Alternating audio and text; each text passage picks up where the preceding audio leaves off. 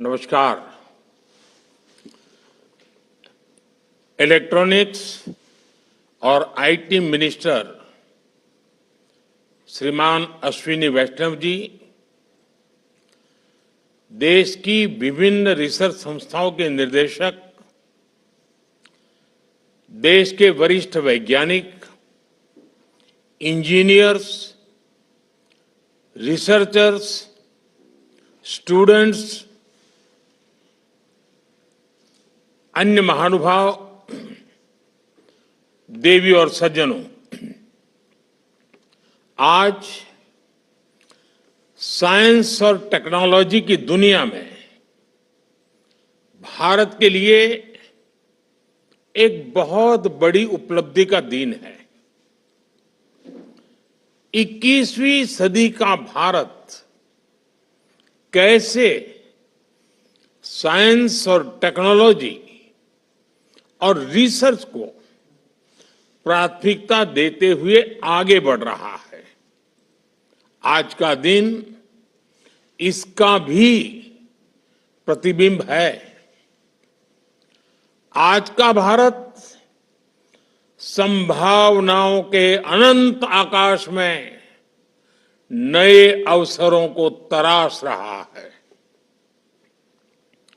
हमारे वैज्ञानिकों और इंजीनियर्स ने 3 परम रुद्र सुपर कंप्यूटर्स बनाए हैं। ये 3 सुपर कंप्यूटर्स दिल्ली, पुणे और कोलकाता में इंस्टॉल किए गए हैं।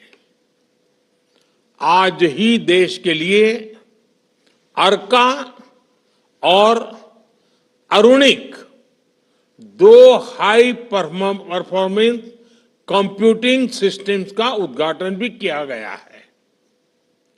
मैं इस अवसर पर देश के वैज्ञानिक समुदाय को, इंजीनियर्स को और सभी देशवासियों को बहुत बहुत बधाई देता हूं।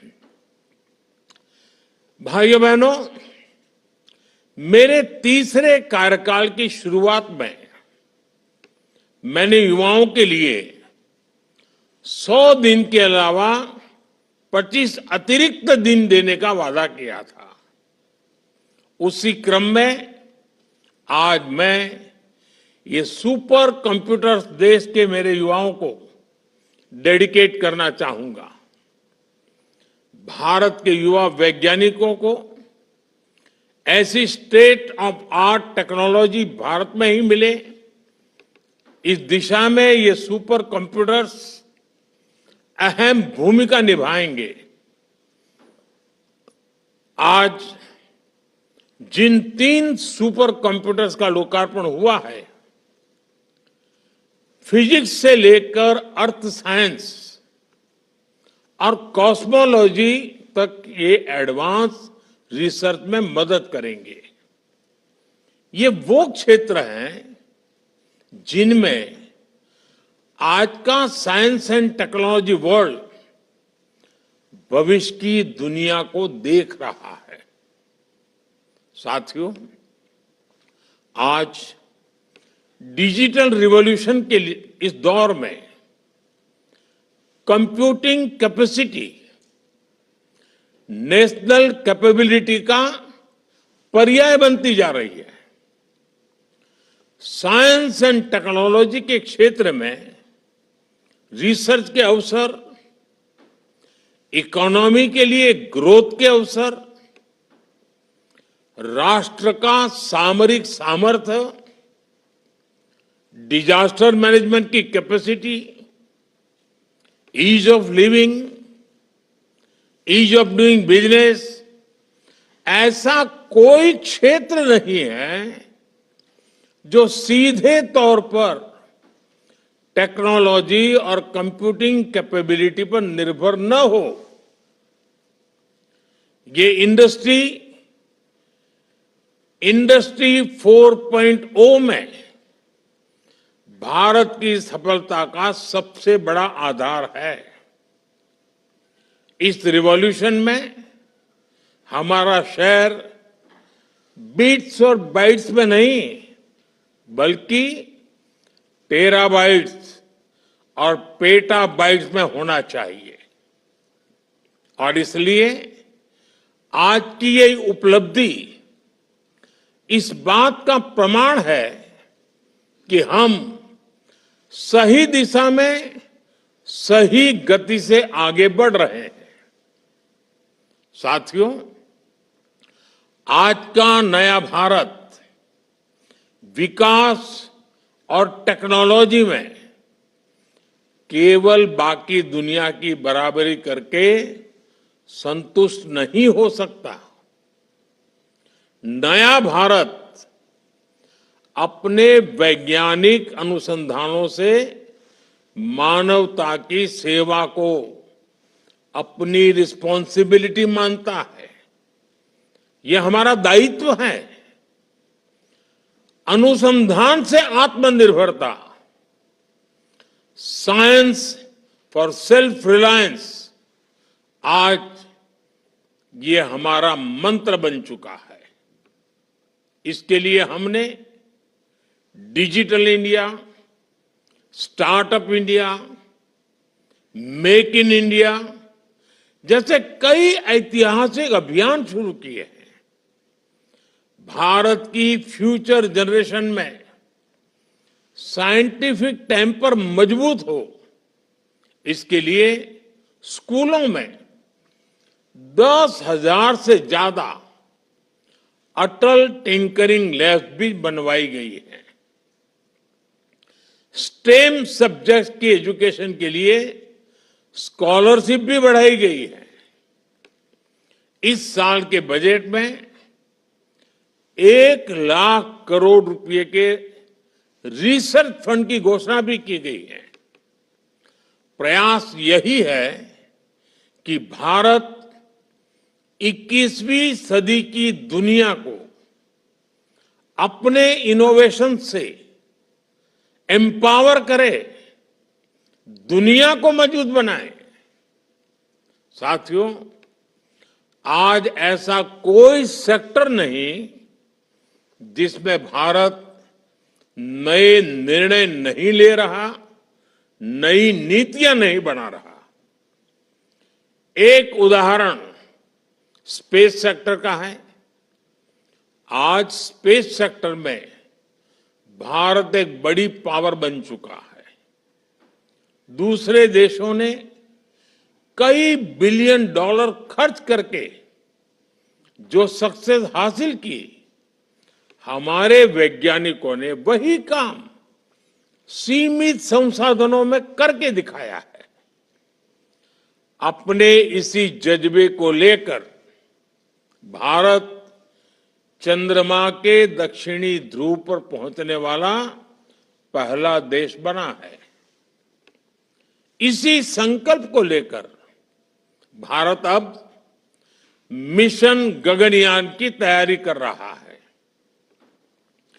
भारत का मिशन गगनयान केवल अंतरिक्ष तक पहुंचने का नहीं, बल्कि हमारे वैज्ञानिक सपनों की असीम ऊंचाइयों को छूने का मिशन है। आपने देखा है 2035 तक भारत ने अपने स्पेस स्टेशन को बनाने का लक्ष्य रखा है। अभी कुछ ही दिन पहले सरकार ने इसके पहले चरण को मंजूरी दे दी है। साथियों, आज सेमीकंडक्टर्स भी डेवलपमेंट का एसेंशियल एलिमेंट बन चुके हैं। भारत सरकार ने इस दिशा में भी इंडिया सेमीकंडक्टर मिशन जैसा महत्वपूर्ण अभियान लॉन्च किया है। इतने कम समय में हमें इसके पॉजिटिव रिजल्ट दिखने लगे हैं। भारत अपना खुद का सेमीकंडक्टर इकोसिस्टम तैयार कर रहा है, जो ग्लोबल सप्लाई चेन का अहम हिस्सा होगा। आज 3 परम रुद्र सुपर कंप्यूटर्स के जरिए भारत के इस बहुआयामी वैज्ञानिक विकास को और मजबूती मिलेगी। साथियों, कोई भी देश बड़ी उपलब्धियां तब हासिल करता है जब उसका विजन बड़ा होता है। भारत का सुपर कंप्यूटर से लेकर क्वांटम कंप्यूटिंग तक का सफर इसी बड़े विजन का परिणाम है। एक समय सुपर कंप्यूटर गिने चुने देशों की महारत माने जाते थे, लेकिन हमने 2015 में नेशनल सुपर कंप्यूटिंग मिशन शुरू किया और आज भारत सुपर कंप्यूटर्स की दिशा में बड़े देशों की बराबरी कर रहा है और हम यहीं रुकने वाले नहीं हैं। क्वांटम कंप्यूटिंग जैसी टेक्नोलॉजी में भारत अभी से लीड ले रहा है। क्वांटम कंप्यूटिंग के क्षेत्र में भारत को आगे ले जाने में हमारे नेशनल क्वांटम मिशन की बड़ी भूमिका होगी। ये नई टेक्नोलॉजी आने वाले समय में हमारी दुनिया को पूरी तरह से बदल देने वाली है। इससे IT sector, manufacturing industry, MSME और स्टार्टअप सेक्टर में अभूतपूर्व बदलाव आएंगे, नए अवसर बनेंगे और इसमें भारत पूरी दुनिया को एक नई दिशा देने की सोच के साथ आगे बढ़ रहा है। साथियों, विज्ञान की सार्थकता केवल आविष्कार और विकास में नहीं, बल्कि सबसे अंतिम व्यक्ति की आशा आकांक्षाओं को, उसकी एस्पिरेशंस को पूरा करने में है। आज अगर हम हाईटेक हो रहे हैं तो ये भी सुनिश्चित कर रहे हैं हमारी हाईटेक टेक्नोलॉजी गरीबों की ताकत बने। भारत की डिजिटल इकोनॉमी, हमारा यूपीआई इसका एक बड़ा उदाहरण है। हाल ही में हमने मिशन मौसम भी लॉन्च किया, जिसमें वेदर रेडी और क्लाइमेट स्मार्ट भारत बनाने का हमारा सपना पूरा होगा। आज भी सुपर कंप्यूटर्स और हाई परफॉर्मेंस कंप्यूटिंग सिस्टम जैसी जो उपलब्धियां देश ने हासिल की है, इनके परिणाम देश के गांव गरीब की सेवा का माध्यम बनेंगे। एचपीसी सिस्टम के आने के बाद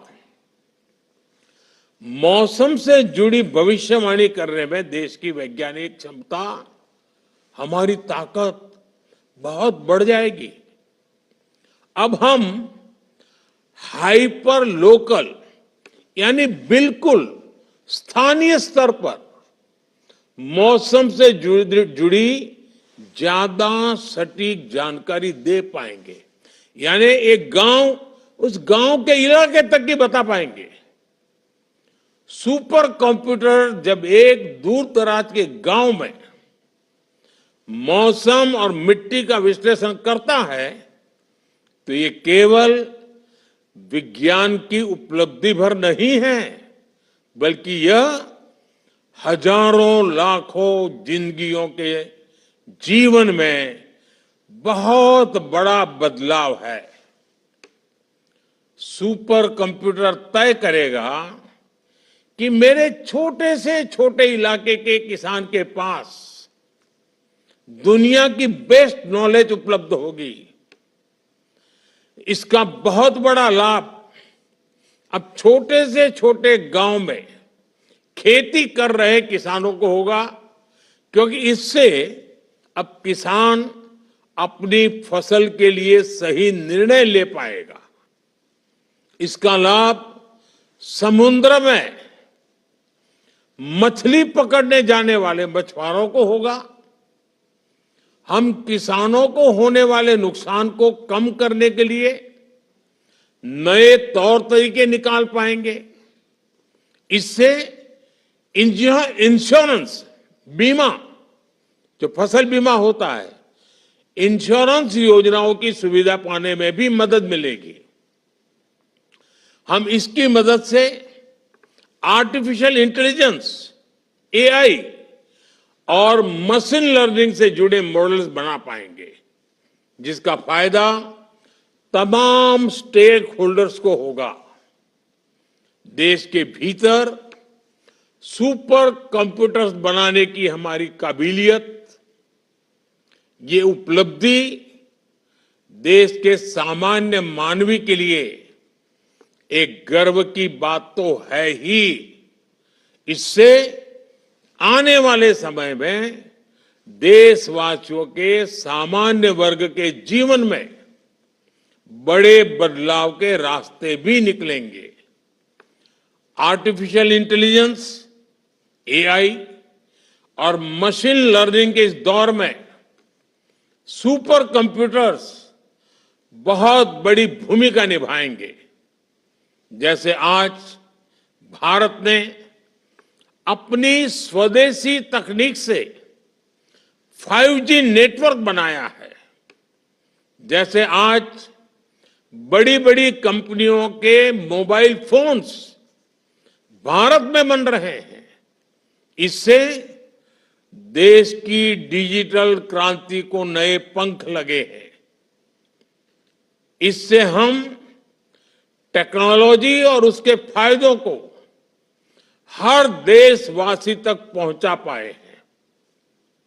इसी तरह भविष्य की तकनीक विकसित करने में हमारा सामर्थ्य, मेक इन इंडिया की हमारी सफलता, ये देश के सामान्य मानवी को आने वाले कल के लिए तैयार करेगी। सुपर कंप्यूटर से हर क्षेत्र में नए शोध होंगे, इनसे नई संभावनाओं का जन्म होगा। इसका लाभ देश के आम लोगों को मिलेगा। वो बाकी दुनिया से पीछे नहीं होंगे, बल्कि कदम से कदम मिलाकर चलेंगे। और मेरे नौजवानों के लिए तो, मेरे देश की युवा शक्ति के लिए, और भारत जब दुनिया का युवा देश है तब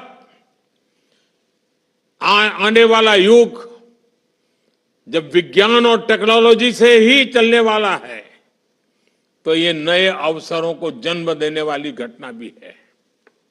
मैं देश के नौजवानों को इन सब के लिए विशेष बधाई देता हूं।